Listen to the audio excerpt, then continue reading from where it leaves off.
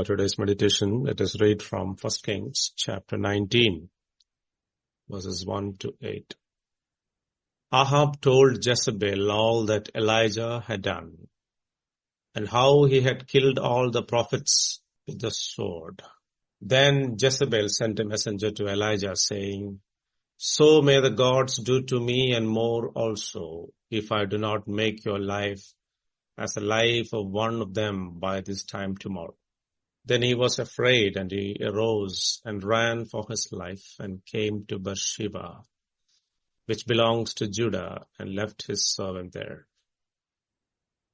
But he himself went a day's journey into the wilderness and came and sat down under a broom tree.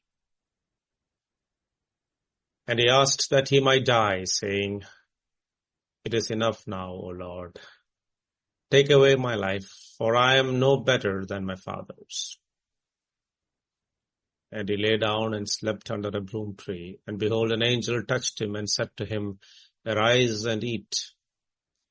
And he looked, and behold, there was at his head a cake baked on hot stones, and a jar of water. And he ate and drank, and lay down again. And the angel of the Lord came again a second time and touched him and said, "Arise and eat, for the journey is too great for you." And he arose and ate and drank, and went in the strength of that food 40 days and 40 nights to Horeb, the mount of God.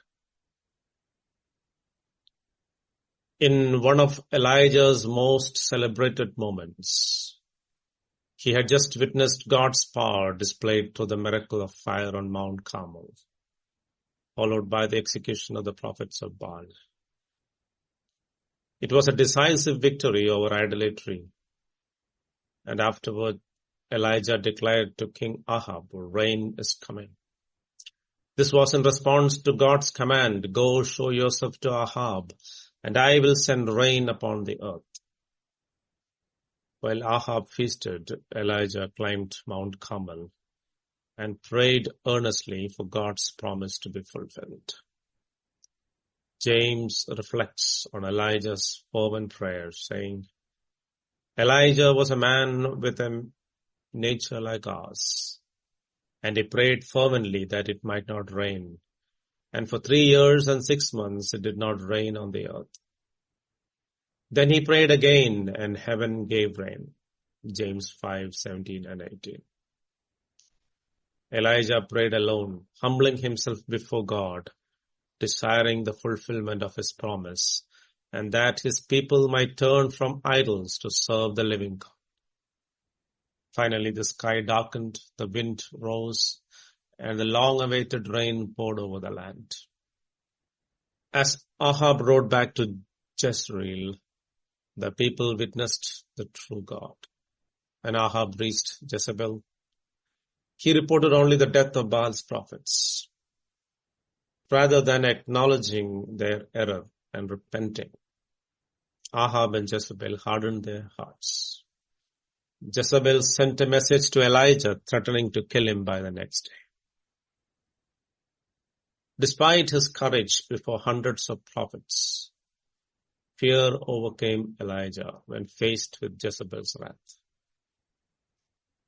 He fled to Beersheba, a journey of nearly 100 miles, and continued a day's journey into the wilderness. Alone and disheartened, Elijah sat beneath a broom tree and wished for death. This episode reveals how the enemy sows seeds of discouragement in various areas of our lives. Discouragement often strikes when we are physically drained. Elijah's exhaustion from the Mount Carmel showdown, compounded by the long journey and intense fear, left him vulnerable. This highlights the importance of caring for our physical well-being to stay fit for God's service. The threat from Jezebel filled Elijah with dread. Though he had faced greater numbers without fear, her words broke his spirit. Jesus reminds us in Matthew 10:28, "Do not fear those who kill the body but cannot kill the soul. Rather fear him who can destroy both soul and body in hell, knowing that we are indestructible until God's purpose for us is fulfilled, brings courage. The story of Shadrach, Meshach, and Abednego is a powerful reminder of this courage. When threatened with death in the furnace, they responded, God whom we serve is able to deliver us from the burning fiery furnace. But if not, we will not serve your gods. Their confidence was rooted in their understanding of God's sovereignty and strength. Elijah voiced his despair to God, saying, I have been very jealous for the Lord, for the people of Israel have forsaken your covenant, and even I only am left. His spirit was crushed as he believed himself to be alone in his devotion to God. Spiritual isolation can lead to great discouragement, especially when we feel that our efforts are unnoticed or unappreciated. God, in his compassion, tenderly addressed each area of Elijah's discouragement. God began by sending an angel to provide Elijah with food and water. Psalms 103 verse 13 assures us, as a father has compassion on his children, so the Lord has compassion on those who fear him. The angel's provision was a reminder that God cares about our physical needs, understanding that physical renewal often precedes spiritual restoration. Next, God displayed his power to Elijah. A mighty wind tore the mountains. An earthquake shook the ground, and a fire raged. However, God was not in these displays. They were reminders of his sovereign control over creation. The power of nature, which seemed uncontrollable, was in God's hand, giving Elijah a reason to trust and not fear. God then spoke to Elijah in a gentle whisper, addressing the prophet's deepest discouragement. The silence was intimate and comforting, reminding Elijah that God's voice can reach us even in the stillness. God reaffirmed his control over Israel's future, directing Elijah to anoint new kings and to appoint Elisha as his successor.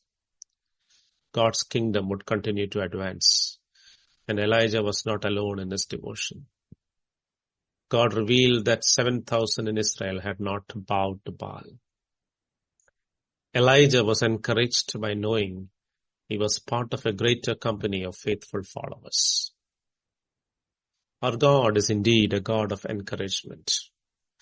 Isaiah 41:3 says, a bruised reed he will not break, and a smoldering wick he will not stuff out. When we feel weak and overwhelmed, he sustains us with compassion. The Apostle Paul writes in 2 Thessalonians chapter 2, verse 16 and 17, may our Lord Jesus Christ himself and our God our Father, who loved us and by his grace gave us eternal encouragement and good hope, encourage your hearts and strengthen you in every good deed and word. God does not expect us to endure hardship alone. He walks beside us, providing strength and comfort along the way. In times of discouragement, let us remember Elijah's story. Like Elijah, we can be overcome by weakness and weariness, fear and feelings of isolation. Yet God's response to us is the same. Tender care, a reminder of his power, and the assurance that we are never alone. And the work of his kingdom moves on.